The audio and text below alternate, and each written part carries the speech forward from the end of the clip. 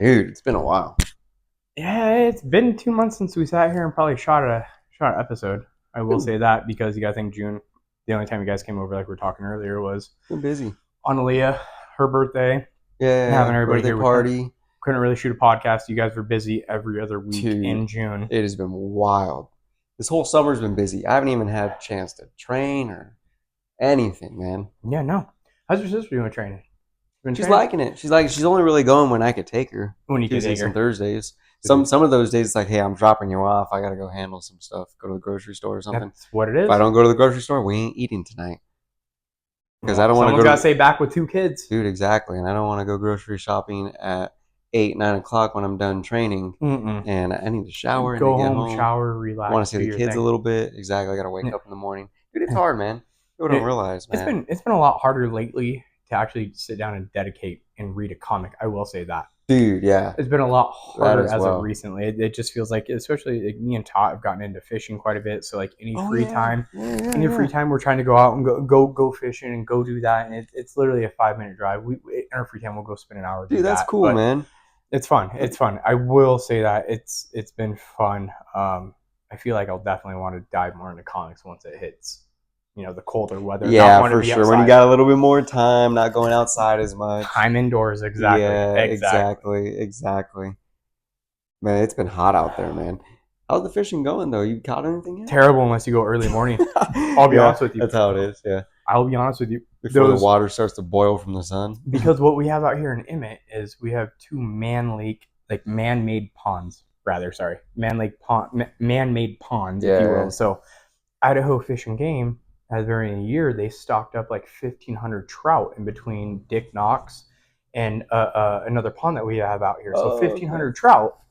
Now, that being said, they're never going to restock again. So this was before it was even June. This was like April, May that they stocked those fish into there. You gotta think how many residents we've grown out here in Emmett. A lot of people coming out fishing. So outside of like the real small trout, I mean, there's some big boy bass out there. But dude, you gotta go when it's cool.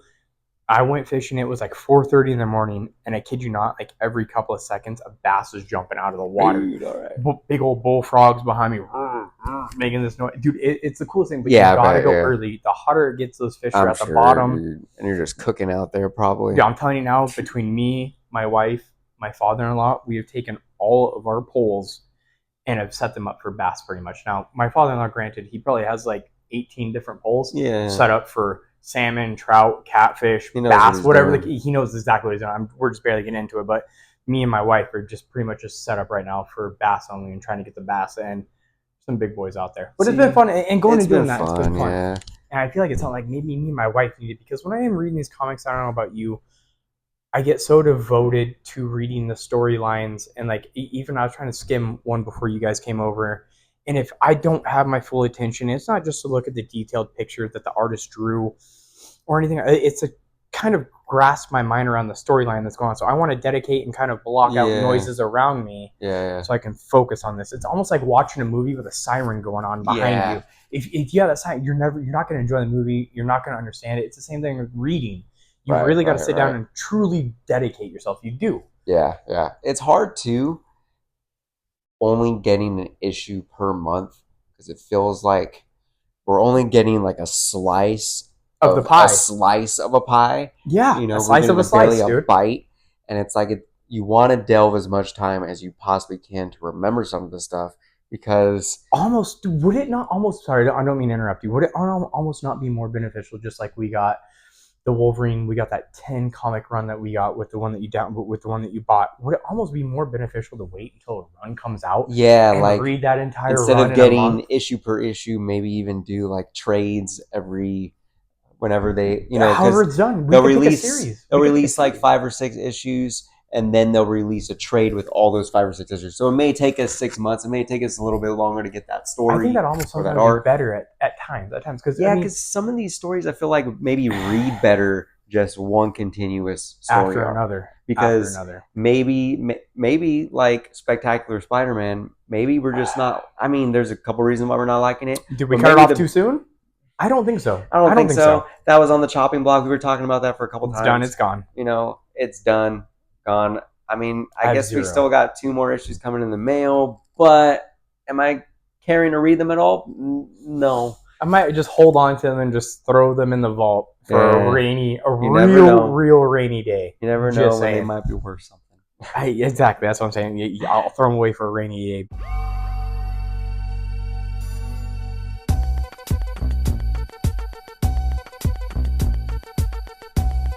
But no, almost at times it almost feels more beneficial because like today we're gonna break down 3 comics. We're gonna do the top 3 MCU shows or movie that's coming out. Yeah.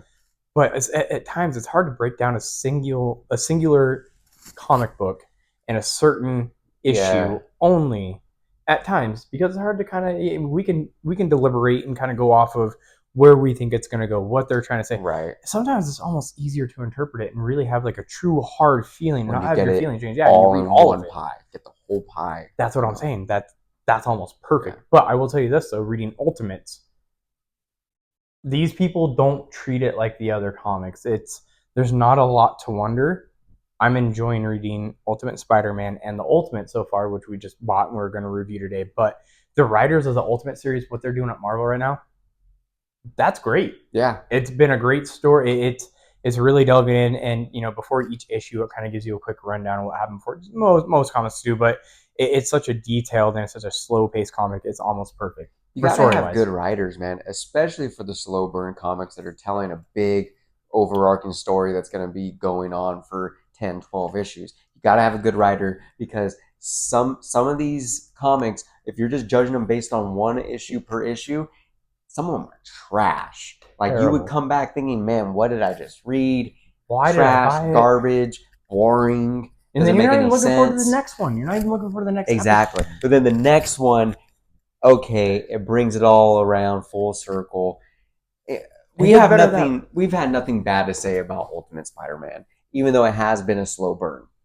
But it's a great slow burn because you're trying to reinvent the wheel, if you will, with the Ultimate Universe. You're restarting a whole another universe. You're taking all these superheroes, vigilantes, everything, and villains even, and you're rewriting and trying to reinvent the wheel and recreate a whole nother world. But the way they're doing it has been great. And something about it just feels right.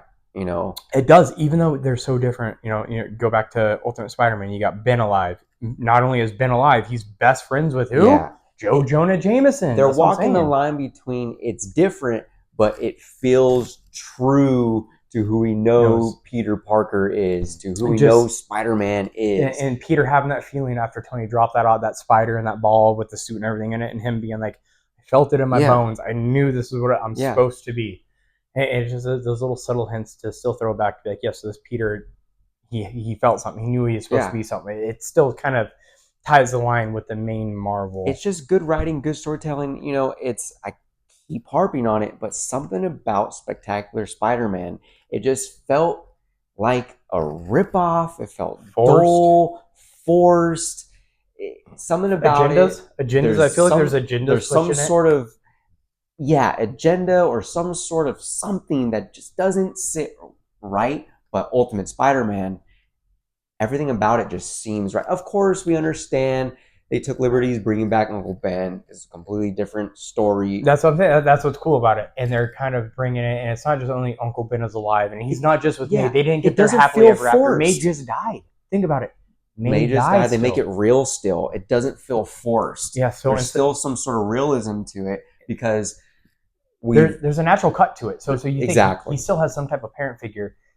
It's Ben now instead of May. Yeah. Think about it. His parents still, whatever happened with his parents, we haven't even heard yet what happened quite with his parents. All we've ever heard about is May and Ben. I'm sure it's samey. It has to be somewhat similar. Everything so far has been. I have one question and one question only for you. How do you feel about Dr. Octavius working for a young Harry Osborn discovering Stark Tech? And I want to take this back, and I want my kudos. Mother effer. I want him because I said when they were able and he's able to do that and take his, I said that's got to be Stark Tech. Yeah. Osborn has Stark Tech. Sure enough, it was. I called it. Sure enough, it was because something with the two companies, there was a merger. Yes, so Kingpin forced it. Of course, involved. Yeah. And that's when you finally get to see Dr. Octavius Yeah. with Gwen and Harry So that was discovering all Stark tech. That's that was awesome. the thing about the Goblin issue, because we seen not only the business side of where Harry comes from, but the political side as well. With Kingpin. The exactly, with Kingpin, we see that mafia, if you will, tie, that dark villainous tie. They're running shit to the corporate system. They're running it. They're That's the thing about it. It's just like what it said. The Maker set up all these villains to run stuff in different regions. Exactly. And so Kingpin, we get this true Kingpin with exactly. Oh, it's awesome. And that's good storytelling right there. I'm harping on it, but it all comes full circle. Even though we've had some, duller issues, that story continuously comes full circle. Everything means something to the big picture of what's going on. And here's my question: do we get heroes? Do we get a Mayor Kingpin? All heroes are now vacated. There's a law against heroism or vigilantism. We're gonna get that. I think we're gonna get something like that. Yeah, it's just that's a cool callback. It's just a different take on that original story. Because that was Daredevil, correct? That was a Daredevil, Spider-Man, all that stuff when that happened. Villain. That'd be a cool callback. All heroes, vigilantes. Vigilantes. Laws against vigilantes. Yeah, that's gonna be a cool callback. I guarantee we're getting that. I'm calling it now, just like I called Green Goblin suit had to be Stark Tech. We're getting there's something gonna happen. Because in the issue, you get to see Harry. I read the issue 6, but I haven't got as far into it. I don't remember the beatdown. I haven't read 6 yet, but I've gotten to the end of 5 to where they're going up against Kingpin. Yeah. So the whole thing with 5 first is we see a little before the relationship between Harry and his dad. You get to see the Oz before the terrorist attack. Yep. That we see in this book, as he's on the phone, the terrorist attack happens, the tragic event, his dad dies, his mom dies. So we're seeing, and we'll get into this a little later with the Ultimates. We see in the Ultimates a little bit of that tie-in, why that happened. Yes. We'll get to that later. But we see the tragic event with his family. Harry kind of sets it within himself to find why. Why this happened, and it leads him to going to Kingpin, getting the card first because he went to the lawyer, and the lawyer's like, "Hey, look, you and Gwen's hands are pretty much on the wheel of the company. Don't worry about that. You guys are in the company. You're the sole heir. Sorry, excuse me. The both of you are the sole heirs to the Osmond Corp. That's all you guys. You guys are already part of the board. Your hands on the wheel. Nothing to worry about." But then the lawyer brings up a fucking card that looks like a chess piece. That's a clear as day king. Yeah. And said, these guys just dropped this off. You need to go see him. And so he goes there and then Kingpin, in true Kingpin fashion, sitting like a hot tub or a pool. Harry walks in and he wants him to tell him who he is. He needs to have that stroke of ego like a regular Kingpin, which is phenomenal. And Harry kind of just says, I already know who you are. And he's like, no. What don't they say about me? And then he goes into the deep dive that the media and the Daily Bugle, which he owns doesn't ever print about him. And so you get to see this evil, not quite Marialistic politician Kingpin. You get to see this deep, dark crimes, just really into himself. And very open about it. And very, in front of, yes, exactly. Cocky, confident. And you get to see how much, because he's running New York and probably the East Coast of the United States. I don't know who's over in San Francisco. But when you kind of think about regions breakdown of Marvels, the Maker has to have somebody kind of running East Coast, each Midwest, region, and you go west. I would say so. I'm curious to find out in Ultimates, which we'll get to later, who's running those other regions of America. But you get to really see Kingpin be able to be that confident because there's nobody to contest him. It's funny when you actually really think about it, how cocky Kingpin is. He's never really, he's always been the Kingpin, but he's never been known to be that brash and cocky, arrogant person. He's always moving in the shadows. Yeah. He's always very wise to what he's doing, to everything that's going on.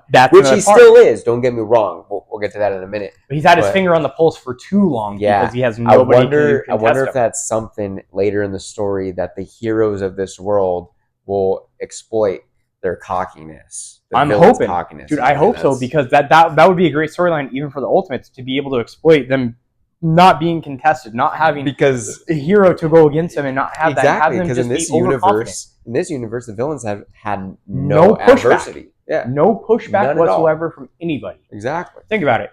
Kingpin is a mastermind, and he controls puts out propaganda in the Daily Bugle and everything. So now Ben's going to be Yeah. at threat because him and Joe Jonah Jameson going away from the Daily Bugle and starting their own. So now I'm telling you, I feel like Joe Jonah Jameson's going to die and it's going to fuck up Peter. It's not even going to be Ben. I say Ben stays alive the entire series. I say it. I'm saying it now. We keep saying this, that someone's going to get whacked. It's going to be his daughter, or I feel there might be multiple people who get whacked by Kingpin.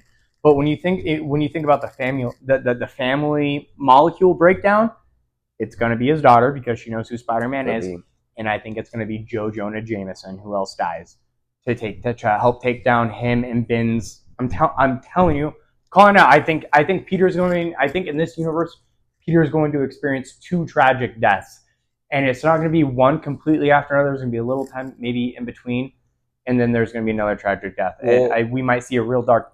You are right about one thing, is that it seems like this universe is gearing towards an even more higher stakes tragic event. Yes. I feel like it's not gonna be near the handle because you got a bunch of heroes it's not the same getting all of this tech and villains getting this tech out of nowhere. Yeah.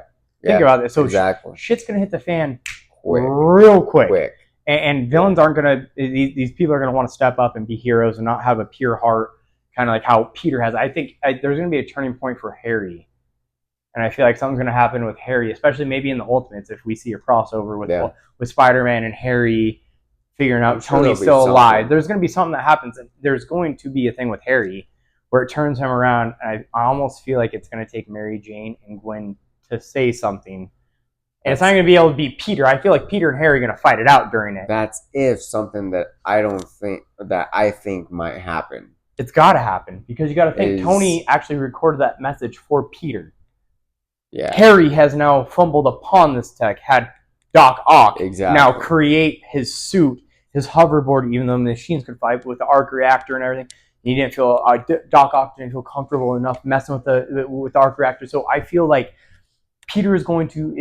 It's obviously a Spider-Man comic. It's going to be this nice crossover between Peter and Harry, Green Goblin, Spider-Man teaming up. We are still going to get a simplistic, if not more defiant battle between the 2 best friends now that they know each other. I think wives, everything involved. I still think that Gwen's gonna die. The course of events have to happen, and Harry might blame it on Peter. I don't know. That's what I think that might happen. Do they have a callback to the movies? Do they have a callback to the Amazing Spider-Man to where maybe Harry is spinning down a tunnel to try to catch Gwen on the flyer? That'd be crazy. But he's things from that and hits her head, and he's the one that fails and fucks up Gwen's future. Think about that. That would be legit. You got to see the smoke trail of him going around trying to get her real quick. Cool. That'd be really good. Exactly, because that's his wife. That's his wife. That's his love in this universe. That would be awesome, and it could happen during the fight between Peter and him, and then that fight leads into the Ultimates. Having that that'd be a great crossover. You know it. That very first issue in Ultimates, including Spider-Man going against Green Goblin because of Gwen's death, and Harry now wanting to attack Peter's family, and Iron Lad, having to help out and all this shit. So, which I think we should get into Ultimates now. We might as well get into Ultimates. Yeah, exactly. We've already reached it. Before we get into Ultimate, the next issue of Ultimate Spider-Man, we got the Ultimates. Because the Ultimate Spider-Man issue 5 was the Green Goblin issue. We already got into that. He finds the Stark Tech. That's his suit.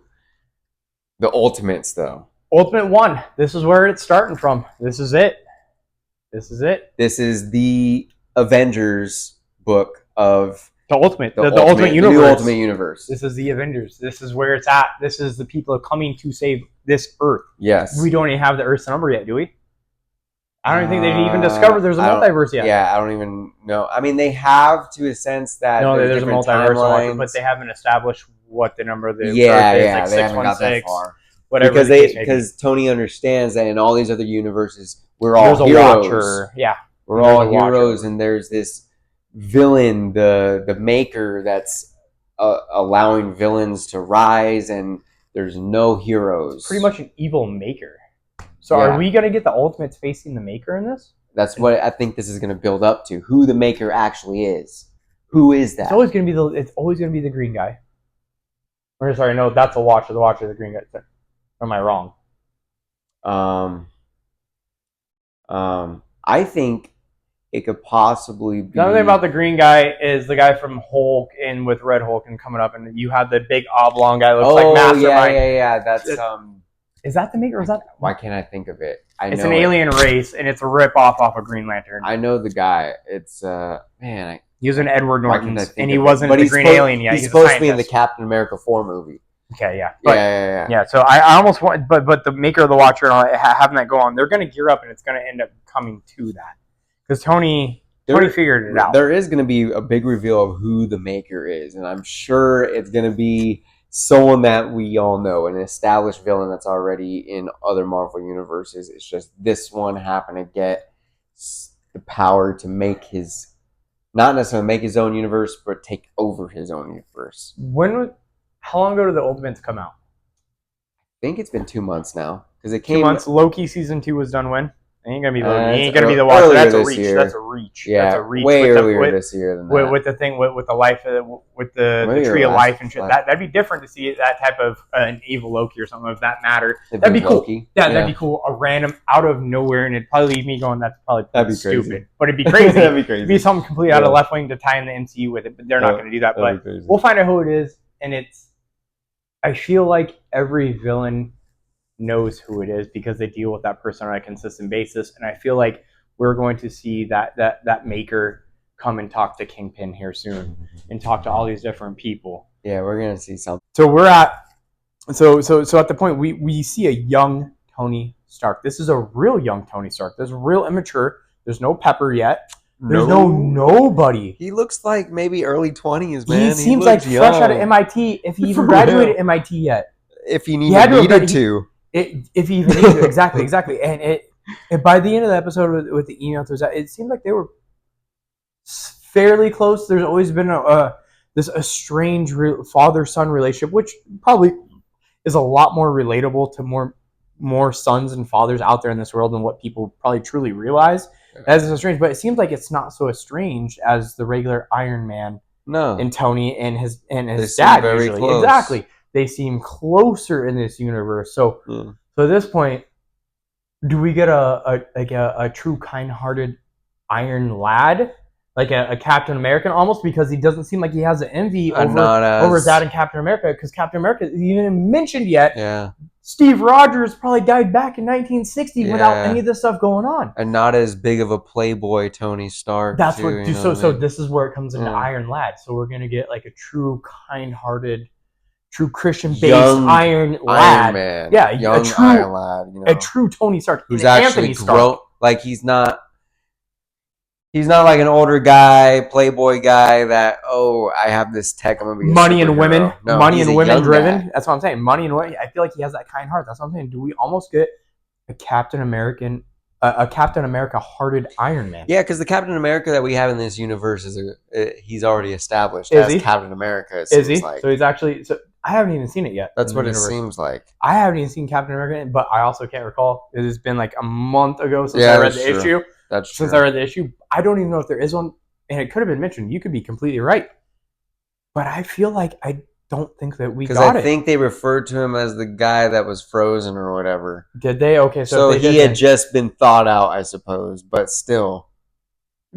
But do we get that Tony Stark that is so like what we got in the MCU with Steve, and how we got to see in Captain America 1? So far, we haven't really seen that kind of relationship. That's what yet. I'm saying. I feel like we have a pure-hearted Iron Man. We definitely could. That might be why they went Iron Lad instead of Iron Man. Yeah, make him more of a kind-hearted. Because he's young, Iron Lad. He ain't a man yet. You know what I mean? And basically the new Ultimates Avengers, we got Sif.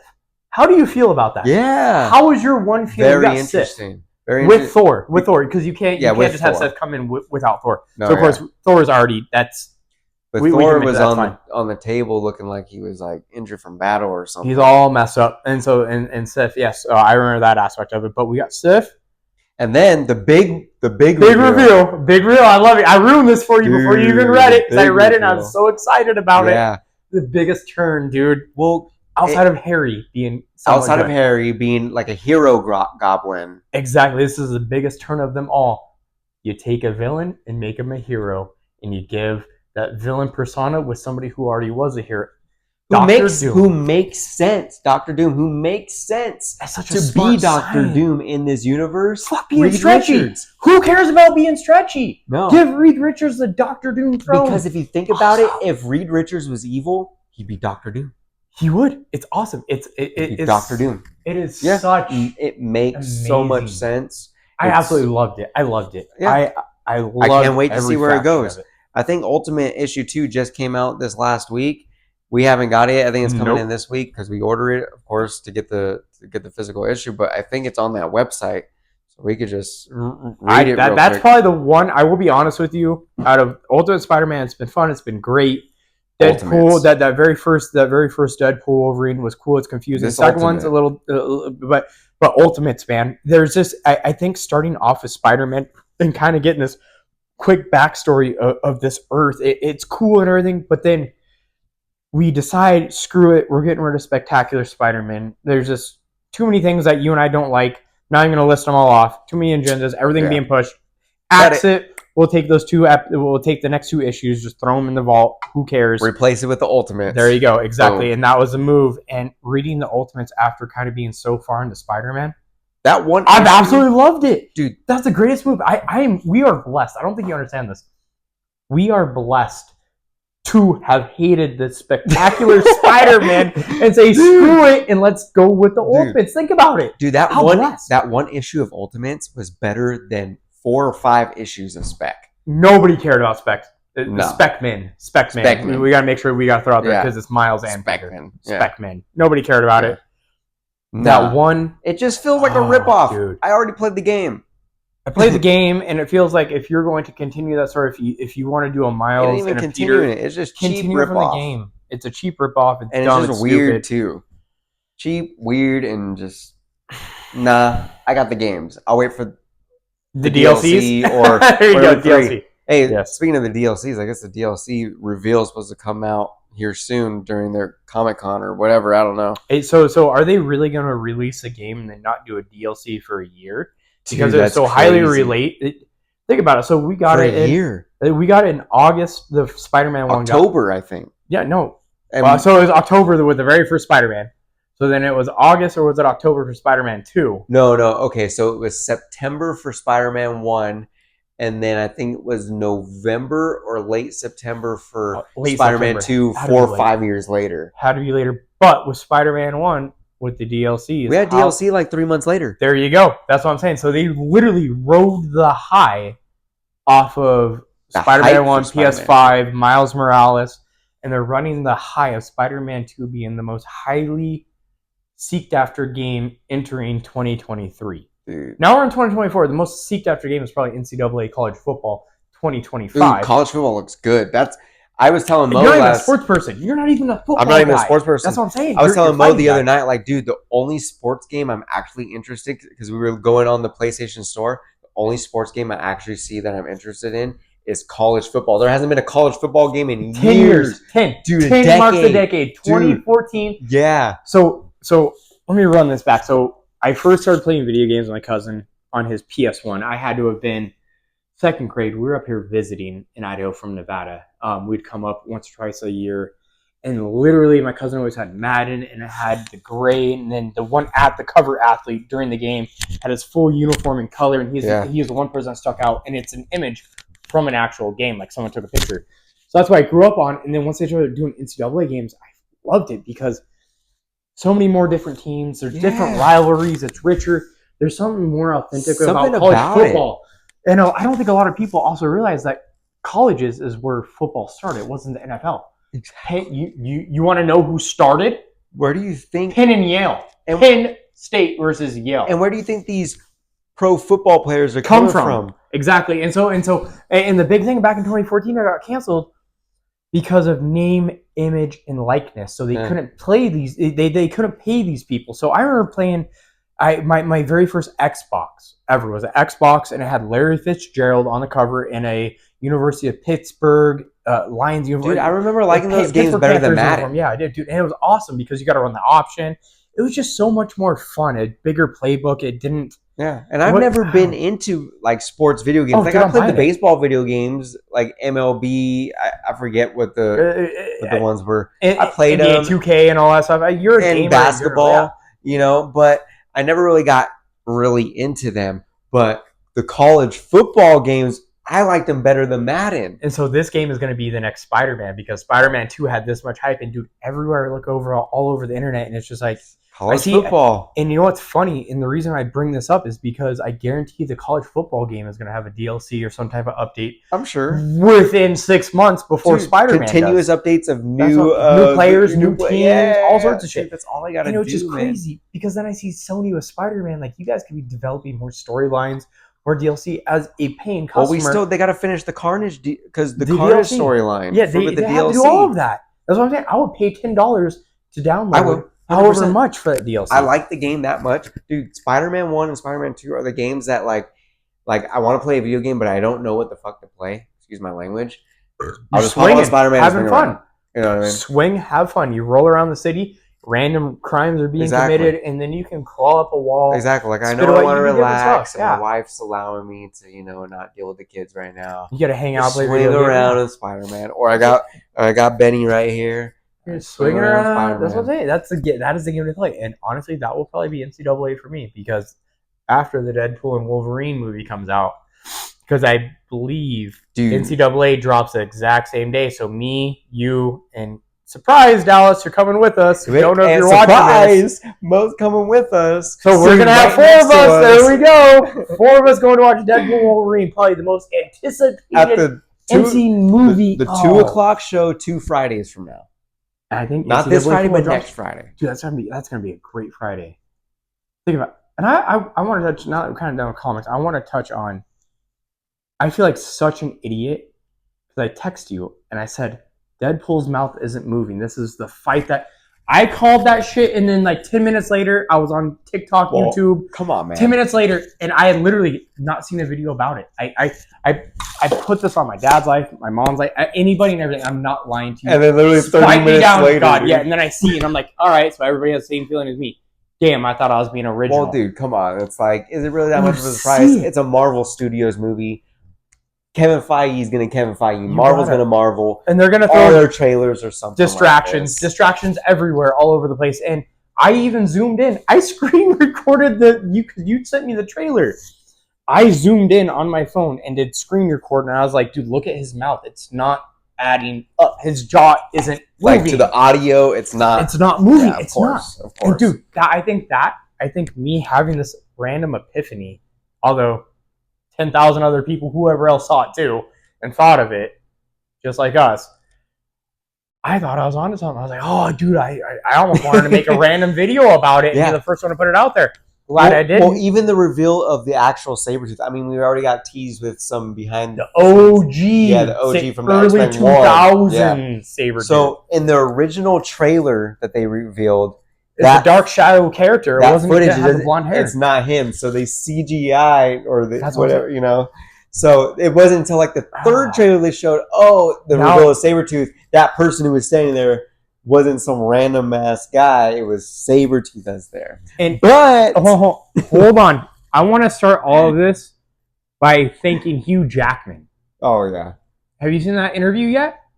This movie didn't start because of Ryan Reynolds. It's because of Hugh. It's because of Hugh. He came to Ryan. Yeah. Because Ryan had an interview set 2 weeks before Hugh talked to him to tell Kevin, we're done with Deadpool. It's over with. You guys, Disney bought Fox. We're done. I can't do an R-rated movie.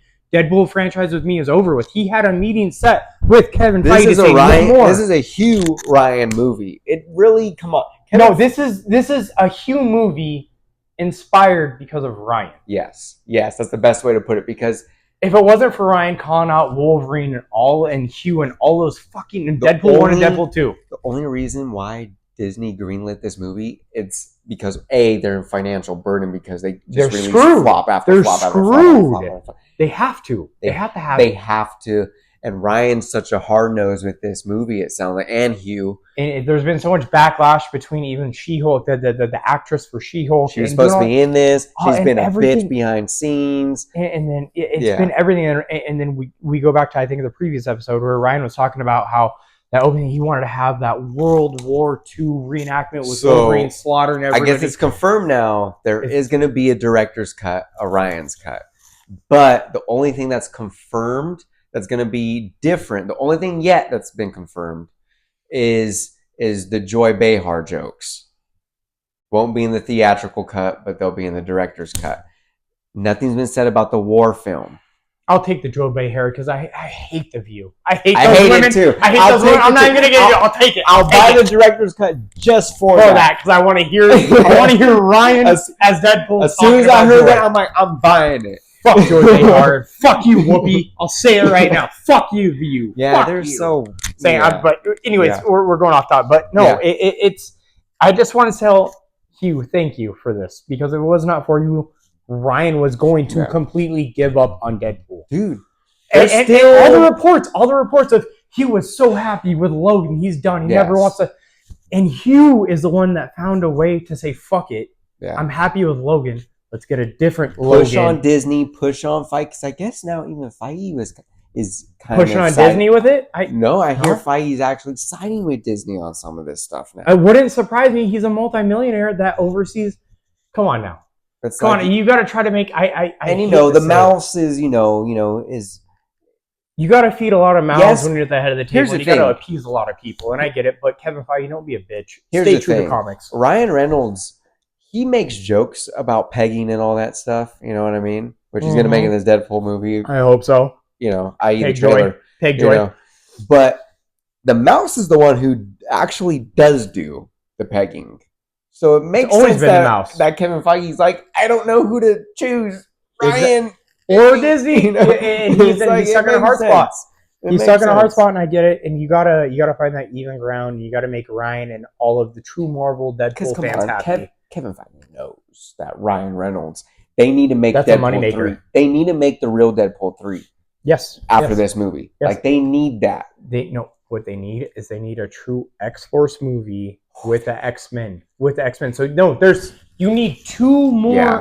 You need two more movies with Deadpool. Yeah. You need it now. You're introducing X-Men, then you get Deadpool doing X-Force, and then maybe a crossover between the two teams. Those Domino, everybody teaming up, everything because you have the catalyst, which is Colossus. Yeah, you already have it. You already have it. It's already Good news though with Hugh Jackman. Speaking of Hugh Jackman, he did just sign a deal with Marvel that he will be Wolverine, but not as the MCU Wolverine. As a variant. He'll be almost like an old man, just like Logan, Toby. Wolverine, just like Toby. overseer. Just like Toby. Toby just signed something too. Just like Toby. Are we getting Toby in Deadpool? Do you think we are getting a Toby in Deadpool? I want to ask, are we getting a Spider-Man? Dude, as much as I would love, the dynamic, like you mentioned before, with Ryan and Tom Holland.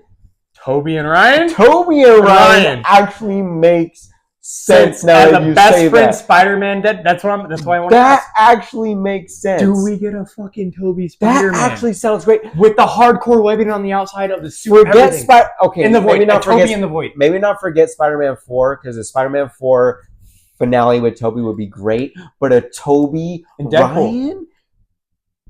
Who is Deadpool's two best friends? Come on. Well, maybe not best friends, but who he's a fan of. Who handed Wade Wilson a knife with Logan's DNA on it in a comic and said, I trust you with this. And while Steve Rogers goes to go die and leaves Wade Wilson with this knife with Logan's DNA on it, trusting him to do the right thing because he knows Wade and Logan are best friends. So you have that dynamic, and then you have the Deadpool and Spider-Man dynamic. That is Deadpool's two best friends. Dude. Think about it. That's crazy, man. Think long and hard. Who saved Spider-Man in the Deadpool comics? So the only reason I bring this up is because you got to think Ryan's a true Marvel head like all of us.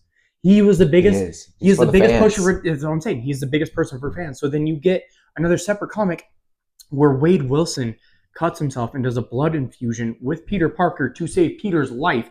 They grow old together, and then Peter ends up dying. So think about it. If we don't get a Toby, Ryan Reynolds, same type of act, it has to be. Yeah, that has to be the biggest surprise of it all. It would be fun to see Ryan Reynolds a Deadpool Spider-Man with Tom Holland. No, fuck Tom It'd be Holland. fun. to see It'd be cool like how you said before, later on, like a different the dynamic between the young, innocent Peter Parker with that'd the be cool. raunchy, that'd be fun. But You get the Toby, who's an older Spider-Man, with Deadpool. Do we get that in the Void? Yeah. Do we get it in the Void? Did they We mess have up to. in Spider-Man? Did they mess up in Spider-Man 3 No Way Home? And maybe did Toby and Garfield get sent to the Void? Even Ryan Reynolds and Garfield one would be pretty That's what I'm cool saying. That too. wouldn't be bad. But I think Toby fits the best. Toby fits the best, but does one of them get booted to the Void? Especially Toby, because he's way older. That's fun, man. That is fun. See, this is the conversations that inspire this podcast for people that don't know that when we used to work together on the floor. Fun. When Spider-Man 3 No Way Home was about to come out, we had all these random, just cool facts. Think about it. That's fun. Even with Doctor Strange 2. That's what I'm saying. That kind of, does that shit get booted? Does he get booted to the Void? Do we get That'd be Toby? cool, man. I'm pretty sure he's had a contract. I think Kevin said something. That's the nice thing about Disney actually kind of loosening the reins with their Marvel Spotlight brand for some of their TV shows. Yes. Make movies like that as well. We're getting to Agatha. Here's the thing about Agatha, though. It actually looks better than She-Hulk.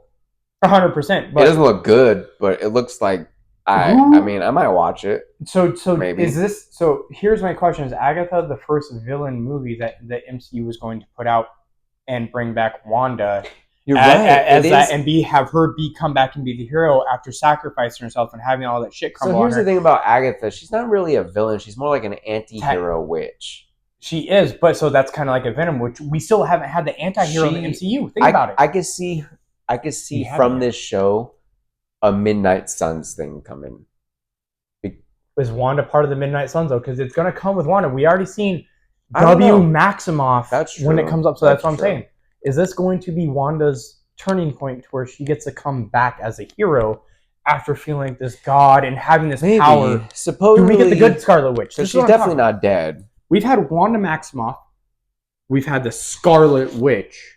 Now, do we get the true MCU Scarlet Witch, who's a hero and not so much anymore? Maybe directly after this show, Midnight Suns, but maybe a Scarlet Witch movie. How do we not have her in Strange 3? Think about it. Yeah, you kind of have to. Because the way it ended, she didn't die. That's what I'm saying. So the MCU, if they were to set it up. You didn't see anything. That's what I'm saying. So then they bring kind of, not resurrect, but show that she didn't die in Strange 2 and Agatha.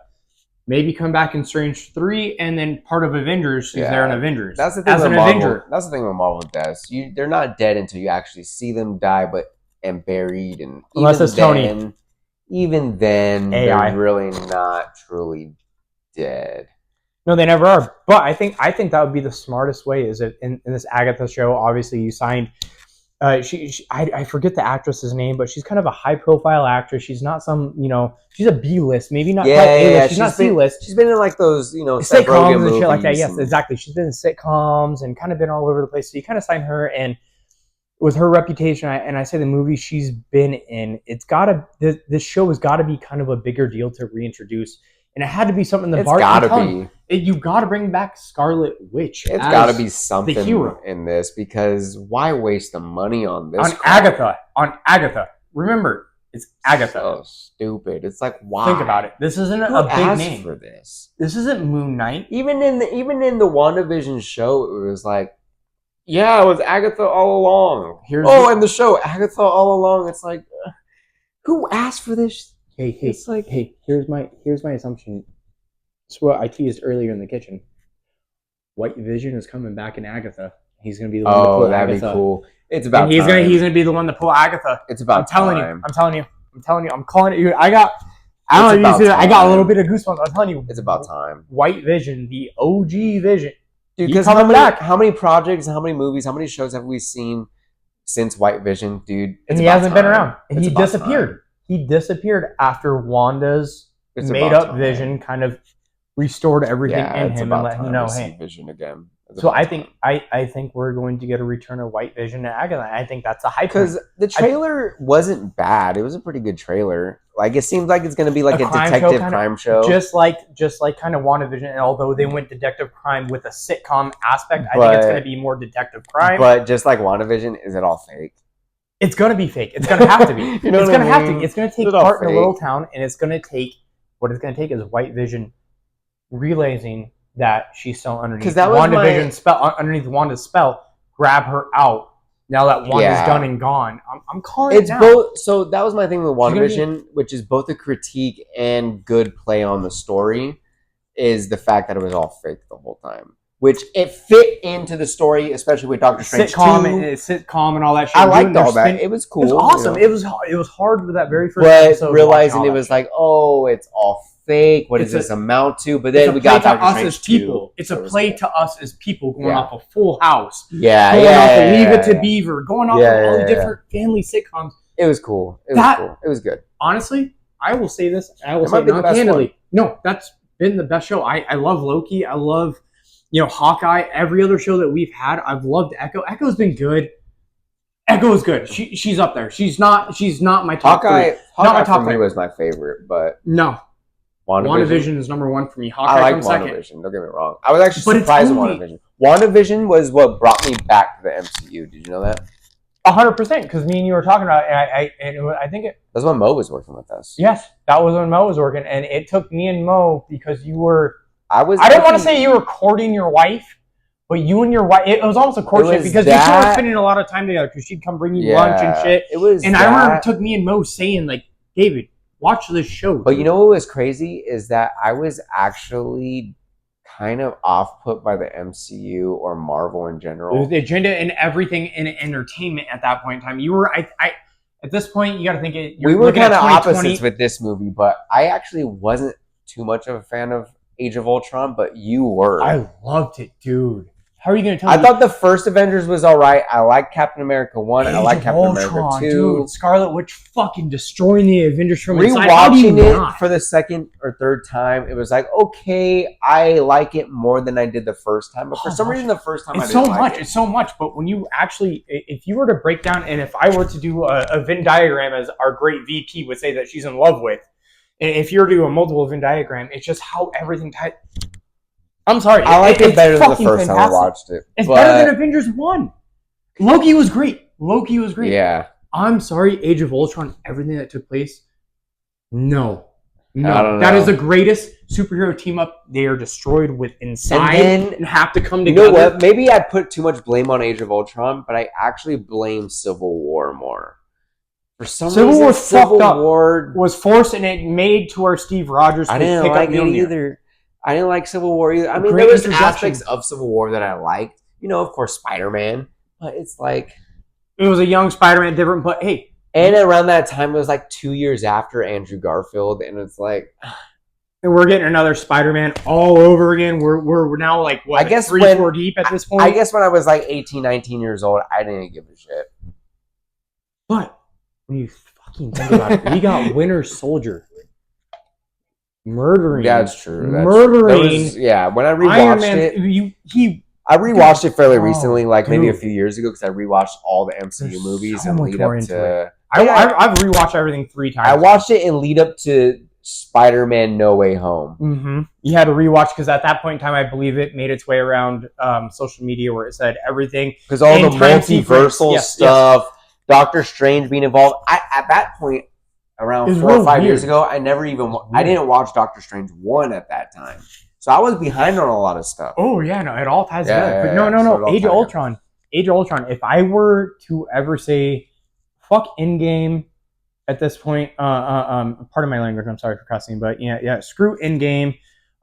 Any other Avengers, Age of Ultron is what does it for me. There's a lot in it with it being so simplistic. Dude, WandaVision. A lot of hidden meanings. Speaking of Infinity War and Endgame, it was WandaVision and Infinity War that got me really back into it. Like, I always dabbled in it, but Infinity War... Great movie. Movie. Because Mo was like, hey, I got 2 tickets. You want to come with me? I'm like, Avengers, Marvel, okay.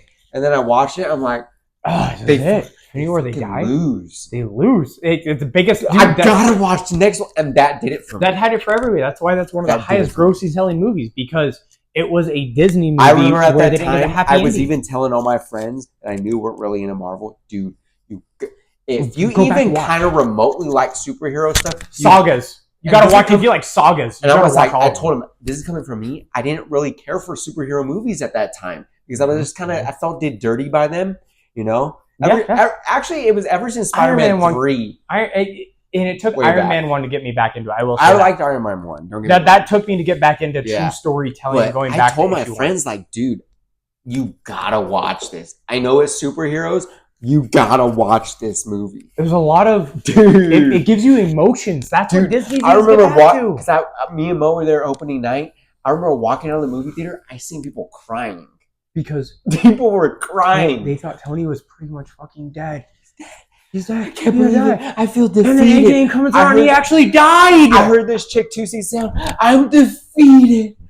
To find out Iron Man is alive and then to sacrifice his goddamn self. Dude, it was. You think he's gonna die out in space because he's a regular human? Movie.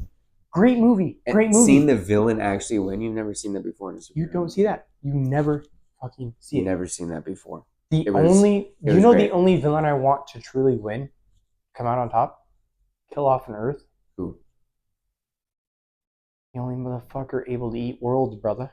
Dude. If we got maybe a farewell to Toby's Spider-Man and maybe that with Galactus to end off Toby, send him gone. And it sounds like he's coming back for you. But you give the Sue Storm, you give the Fantastic Four, everybody in that movie, and you bring them back the Silver Surfer, and you introduce, and you just kill Toby's Spider-Man, and that whole New York and that whole planet just off. You know how dope that would be to see that. Mm-hmm. And then at that point, pay respect, you know. Since they done that, you pay your respect. But then that Galactus that just killed Toby's Spider-Man moves on to now the MCU. You know, I think it's a respectful thing to kill off, you know, an entire timeline. You gotta kill off our legacy actor characters. Kill them off in a spectacular fashion with somebody like a Galactus or a world. A Thanos. I'd be happy with Thanos. Yeah, you know. I'm that's cool to with feel that. meaningful, you know what I mean? It can't feel like dirty, like a true death. You know what I mean? Oh, I just got killed by Sith.